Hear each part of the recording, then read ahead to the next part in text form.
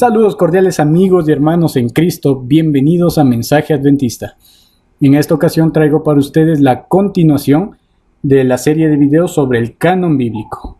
Vamos a hablar acerca de los libros apócrifos, su historia y su contenido.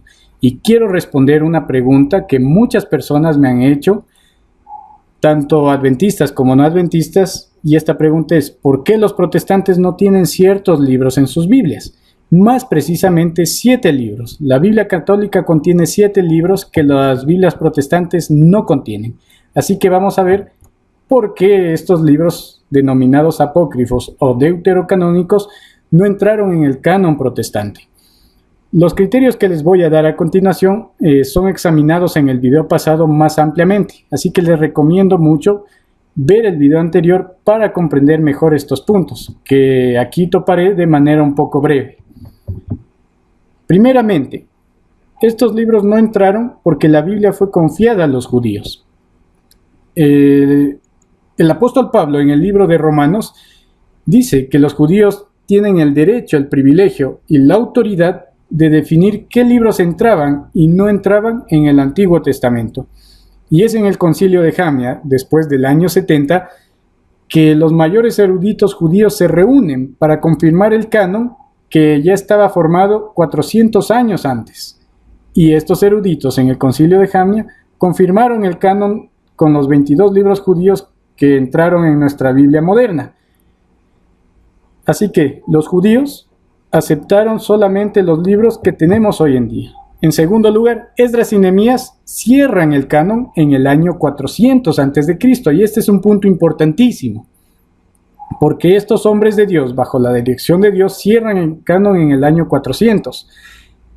Hay un periodo que se denomina intertestamentario entre el Antiguo y el Nuevo Testamento. Durante estos 400 años hubo un silencio divino, por así llamarlo, en el que Dios no se comunicó a su pueblo ni mediante profeta ni mediante ninguna persona hasta que llegó Juan el Bautista.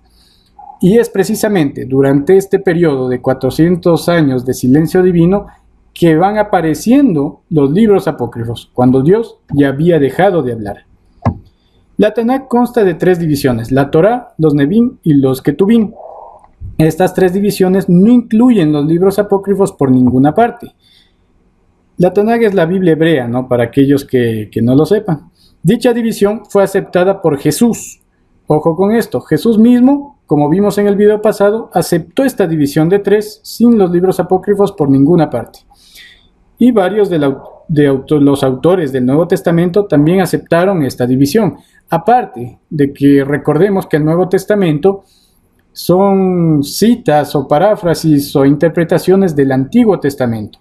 Y entre tantas citas que dan los apóstoles en el Nuevo Testamento, nunca aparece una cita directa de los libros apócrifos. Se dice que hay 2, pero realmente son muy dudables. La aceptación del canon se basó en 5 principios que vimos a profundidad la vez pasada. Estos principios básicamente nos dicen que si el libro no es autoritativo, no viene de Dios, no es escrito por el autor que dice haberlo escrito, y si se va en contradicción a la revelación anterior, entonces debe ser descartado. Y es precisamente estas 2 cosas que vamos a ver más adelante. Los libros apócrifos contradicen en muchos puntos, tanto histórica como doctrinalmente, a los libros que sí son canónicos. Aparte de eso, desde su misma autoría hay engaño, ya que muchos de estos libros dicen ser escritos por cierto autor, pero en realidad nunca fueron escritos por ellos. Entonces desde ahí ya hay un engaño y ya se deben descartar. Hay 2 testimonios, uno por Orígenes, un padre de la iglesia, una autoridad cristiana, y otro por Josefo, historiador judío del primer siglo después de Cristo. Entonces, Josefo dice: no se ha de ignorar que los libros testamentarios, tal y como los han transmitido los hebreos, son 22. Tantos como número de letras hay entre ellos. Sí, el alefato hebreo contiene solamente 22 letras y los libros que ellos tenían son 22. Esto lo dice Orígenes, un cristiano que era discípulo de los discípulos prácticamente, y él solamente reconoce los 22 libros. Esto también nos muestra que los cristianos en su tiempo, por lo general, solamente aceptaban los libros que los judíos también aceptaban. Josefo, por otra parte, por el lado de los judíos, dice: porque no tenemos decenas de miles de libros discordantes y en conflicto, sino solo 22, conteniendo los registros de todos los tiempos, los cuales han sido justamente considerados como divinos.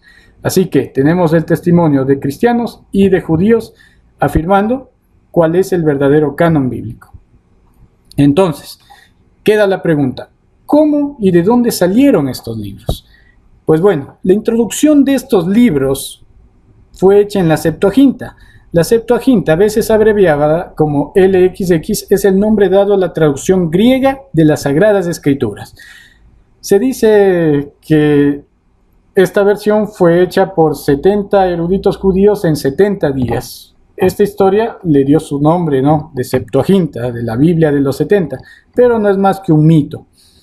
Así que esta Septuaginta es una traducción en griego de los textos hebreos y arameos que habían en ese tiempo. La Septuaginta tuvo su origen en Alejandría, Egipto, y fue traducida en el año 300 y 200 a.C. durante el reinado de Ptolomeo Filadelfos. Recordemos que el canon se cerró en el año 400 y es apenas del 300 al 200 que empiezan a introducirse estos libros en el Antiguo Testamento, por orden de Ptolomeo. Ptolomeo era un gobernador griego que dominó toda esta parte de Egipto y de Palestina y tuvo mucha influencia. Él introdujo todo este pensamiento griego entre los judíos. Fue usada ampliamente por judíos helenísticos. Esta traducción griega se produjo pues muchos judíos dispersos por el imperio comenzaron a perder su idioma hebreo. Y no solo su idioma, sino también su cultura. Y este es un dato importantísimo, porque la Septuaginta tiene influencia de judíos helénicos. Los traductores eran judíos helénicos, es decir, judíos que habían adoptado la cultura, el pensamiento y la religión griegas. Entonces hay una mezcla, un sincretismo de lo falso y de lo verdadero. Y ese pensamiento se infiltra en las Sagradas Escrituras mediante los libros apócrifos que eran de influencia helénica o griega. El proceso de traducción del hebreo al griego le permitió a muchas personas no judías echar una ojeada al judaísmo. La traducción se hizo precisamente en la Biblioteca de Alejandría. La Biblioteca de Alejandría es considerada la biblioteca más antigua, más completa, más grande del mundo antiguo. Esta biblioteca era la cuna del pensamiento y la filosofía griega, que precisamente destaca por ser una filosofía humanista, pagana e inclusive politeísta. Y es en esta biblioteca, por estos judíos influenciados por toda esta cultura griega pagana que había, que se introducen los libros apócrifos. Otro dato curioso de la Biblioteca de Alejandría y de la ciudad de Alejandría en general es que aquí se llevaba a cabo el culto a Serapis e Isis. Ustedes los ven en el centro. Serapis era una deidad sincrética y era una deidad solar. Era una deidad que representaba al sol, e Isis era una diosa madre.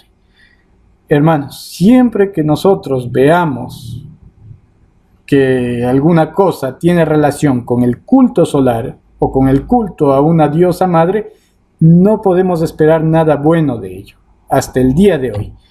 Y precisamente el Serapeum, que era el templo dedicado al dios Serapis, quedaba anexo a la Biblioteca de Alejandría.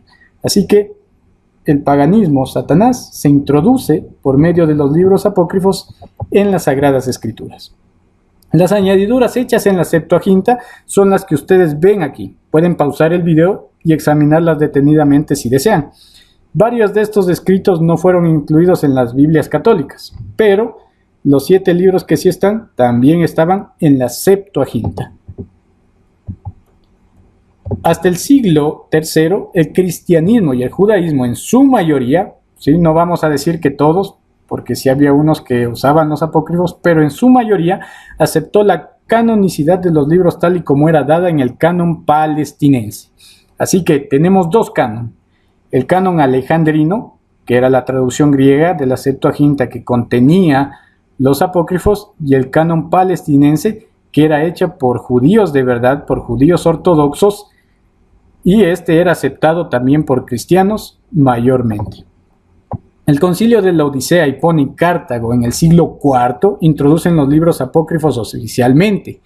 Y esto es muy importante porque recordemos que en el siglo IV se da el edicto de tolerancia por Constantino, se cambia el día de reposo, la iglesia empieza a dejar que entre el paganismo dentro de ella y hay esta mezcla entre cristianismo y paganismo. Es en este mismo contexto, en esta misma época, que también se aceptan los libros apócrifos por parte de la iglesia, la recién formada Iglesia Católica. En el año 385, el Papa Damaso, que si no estoy mal fue el segundo o el tercer Papa oficialmente, encarga a Jerónimo la traducción de la Biblia, pidiéndole que se base en el canon de la Septuaginta. Este es el Papa responsable de la introducción en el cristianismo de los libros apócrifos. Jerónimo fue el traductor de la famosa Vulgata Latina, que es la traducción al latín de los escritos griegos, hebreos y arameos. Jerónimo hace esta traducción que sienta la base para las Biblias católicas modernas que se usan hasta el día de hoy. Pero Jerónimo mismo tiene un testimonio importante que decir sobre el canon del Antiguo Testamento que vamos a ver más después. Tras la Reforma protestante, a la luz de la evidencia, los libros apócrifos son rechazados. No obstante, la Iglesia Católica los confirma recién en el 1546. Todos los reformadores empezaron a rechazar estos libros como inspirados. Algunos, entre ellos Lutero, dijeron que estos libros eran útiles para conocer un poco de la sabiduría judía antigua, tenían cierto valor histórico, pero no eran divinos, no eran de inspiración divina. Y es por todo este movimiento de reforma que sabemos surge el movimiento de contrarreforma. Y el movimiento de contrarreforma es el que afirma en el año 1546 que estos libros deben ser aceptados en el canon. Y ahí es donde oficialmente la Iglesia los acepta y tacha de herejes a todos aquellos que rechacen los libros apócrifos. Ahora, el testimonio de Jerónimo, el mismísimo traductor católico de la Biblia, dice lo siguiente: así en total llegan a ser 22 los libros de la ley antigua, es decir, 5 de Moisés, 8 de los profetas y 9 de la geógrafa, para que podamos saber que todo lo que no esté incluido en estos debe colocarse entre los libros apócrifos. Cuando entonces la iglesia lee a Judith, Tobías y los libros de Macabeos, pero sin admitirlos entre los escritos canónicos, así que también lea estos dos volúmenes, Sabiduría de Salomón y Eclesiástico, para edificación de la gente, mas no para otorgar autoridad a las doctrinas de la iglesia. Ojo con esto. Y actualmente, en todos sus tiempos, la Iglesia Católica ha usado estos libros para afirmar ciertas doctrinas que hoy en día conocemos están mal. Así que el mismo Jerónimo reconoce cuál es el canon verdadero.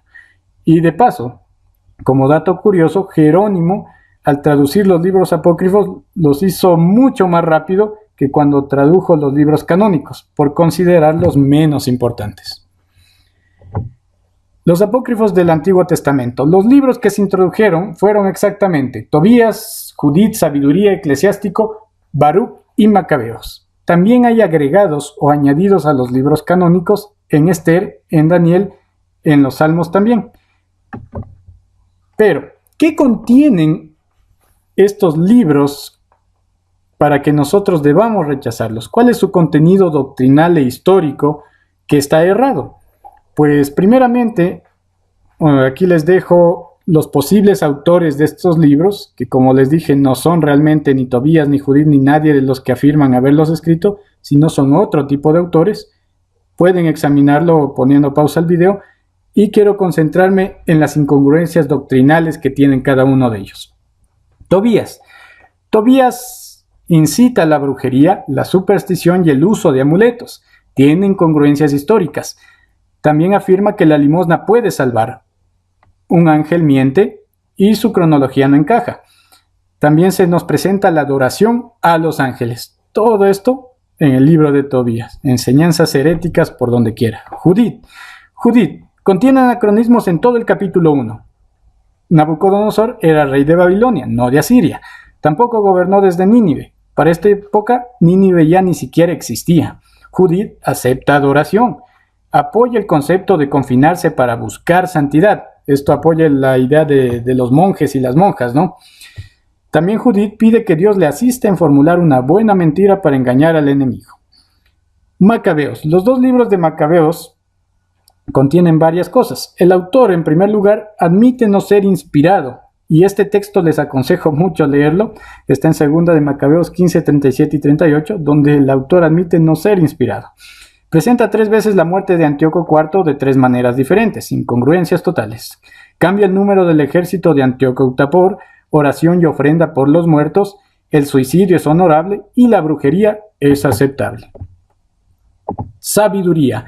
El libro de Sabiduría, en el capítulo 10 menciona el diluvio como causa del asesinato de Abel. El capítulo 11 dice que Dios creó el mundo de materia preexistente. Esta es una idea griega de paso. Sabemos que Dios realizó una creación ex nihilo, es decir, a partir de la nada. El libro sienta las bases para la doctrina del purgatorio. Tiene influencia helenística en todo el libro y contiene la doctrina de la preexistencia de las almas. El libro de Eclesiástico enseña que la limosna limpia los pecados y también prohíbe la caridad a los malos. El libro de Baruch. El libro de Baruch afirma que es escrito en Babilonia, cuando Jeremías afirma que ellos estaban en Egipto. Baruch 6.2 dice que los judíos servirían en Babilonia por 7 generaciones, mientras que Jeremías dice que fue por 70 años, y esto también lo confirma la profecía, ¿no? 70 años no es lo mismo que 7 generaciones, considerando que una generación para los judíos tenía alrededor de 40 años. Las añadiduras de Esther, Daniel y los Salmos contienen añadiduras. Estas son historias fantásticas. Un solo ejemplo les doy. Se dice que Jeremías fue arrastrado de los cabellos por un ángel al foso de los leones para alimentar a Daniel, por ejemplo. Y así hay varias historias fantásticas y datos históricamente falsos. Por todos estos motivos, rechazamos los libros apócrifos de nuestras Biblias protestantes. En conclusión, los apócrifos fueron rechazados por Jesús y los apóstoles, rechazados por la comunidad judía antigua y moderna, rechazados por parte de la Iglesia Católica a través de los tiempos, no son proféticos ni contienen profecía, son rechazados por la mayoría de los padres de la Iglesia, hasta Jerónimo, como vimos, el mismo traductor católico de la Biblia, rechazó a los libros apócrifos y la Iglesia Católica no los hizo oficiales hasta 1546. Así que, hermanos, Dios, habiendo hablado muchas veces y de muchas maneras en otro tiempo a los padres por los profetas, en estos postreros días nos ha hablado por el Hijo, a quien constituyó heredero de todo y por quien asimismo hizo el universo. Tengamos la seguridad que la palabra de Dios ha llegado hasta nuestras manos tal y como Dios ha querido que sea. Esta Biblia protestante, las Biblias protestantes en general, que no contienen estos libros apócrifos, son la palabra de Dios tal y como debe ser. Sin nada más que decir, les agradezco por ver el video. No olviden suscribirse al canal y comenten, denle like. Cualquier sugerencia de temas o comentarios son totalmente bienvenidos. Compartan el video, suscríbanse y conmigo será hasta la siguiente ocasión. Bendiciones.